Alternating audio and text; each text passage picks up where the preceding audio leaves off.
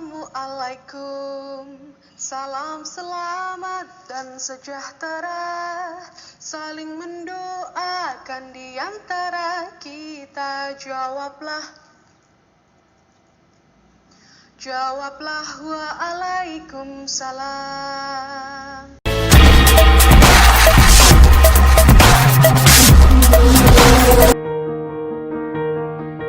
Kyai Haji Ahmad Dahlan adalah pahlawan nasional yang sangat berperan dalam membangkitkan kesadaran bangsa Indonesia. Dia melakukannya melalui pembaharuan Islam dan pendidikan. Ayo teman-teman, kita simak bersama ceritanya yuk. Sewaktu kecil, Ahmad Dahlan dikenal dengan nama Muhammad Darwis. Ia dilahirkan tanggal 1 Agustus 1868 di Kampung Kauman yang tidak jauh dari Keraton Yogyakarta. Saat berusia 15 tahun, dia menunaikan ibadah haji dan menetap di Mekah selama 5 tahun.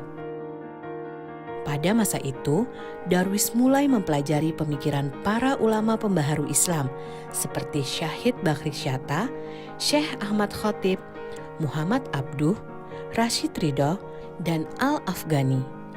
Ketika pulang ke tanah air tahun 1888, Darwis mengganti namanya menjadi Ahmad Dahlan. Tahun 1903, Dahlan kembali lagi ke Tanah Suci dengan mengajak putranya Muhammad Siraj yang berusia 6 tahun.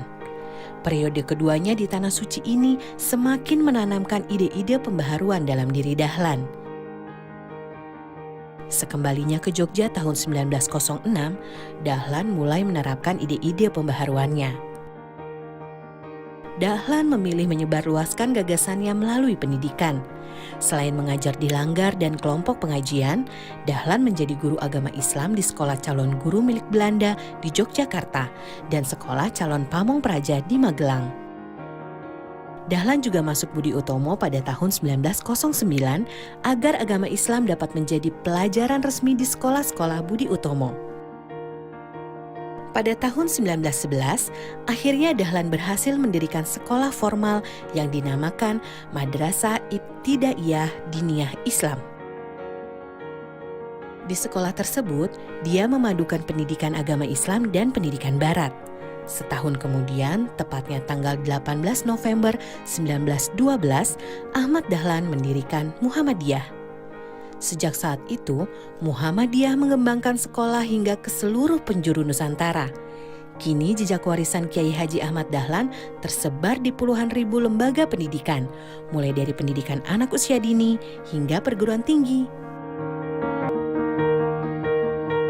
Kyai Haji Hasyim Asy'ari adalah sosok ulama pejuang di balik resolusi jihad pada Perang Kemerdekaan. Karena resolusi ini, para pejuang rela mengorbankan jiwa dan raga mereka melawan penjajah. Kita simak ceritanya yuk teman-teman. Hasyim Asy'ari lahir pada 14 Februari 1871 di Jombang, Jawa Timur. Ia terlahir dari keluarga dengan tradisi pesantren yang sangat kuat. Sejak kecil, Hasyim sudah menguasai berbagai kitab Islam klasik. Kecintaannya terhadap ilmu pengetahuan Islam mendorong dirinya belajar ke Mekah.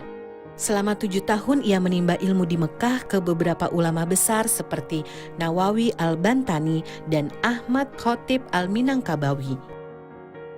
Sebagai wujud pengabdiannya, sepulangnya ke tanah air, ia mendirikan pesantren Tebu Ireng di Jombang, Jawa Timur. Bersama beberapa ulama, pada 31 Januari 1926, ia juga mendirikan Nahdlatul Ulama yang merupakan organisasi sosial keagamaan. Pasca proklamasi kemerdekaan, Indonesia belum sepenuhnya terlepas dari cengkraman penjajah. Pihak Belanda dan Tentara Serikat berambisi untuk menguasai Indonesia kembali. Pertempuran mempertahankan kemerdekaan pun terjadi di beberapa daerah. Kedahsyatan pertempuran 10 November 1945 di Surabaya, di mana rakyat dan tentara berjuang sangat gigih dan gagah berani, tidak terlepas dari peran penting Hasyim Asy'ari dan tokoh ulama lainnya. Di tengah mencekamnya suasana perang, pada tanggal 21 sampai 22 Oktober 1945, Hasyim Asy'ari dan beberapa tokoh ulama mengadakan pertemuan para ulama se-Jawa dan Madura di Surabaya. Hasil dari pertemuan tersebut adalah dicetuskannya resolusi jihad. Resolusi ini mewajibkan umat Islam Indonesia kala itu untuk berkorban membela kedaulatan Negara Kesatuan Republik Indonesia dari tangan penjajah yang kembali ingin menguasai Indonesia. Resolusi jihad berhasil menjadi suntikan semangat bagi para pejuang. Dengan semangat yang membara, akhirnya para pejuang berhasil mengunci pasukan Inggris saat pertempuran di Surabaya. Kisah inspiratif ulama pejuang ini dalam membangun dan mempertahankan NKRI penting untuk kita teladani ya teman-teman.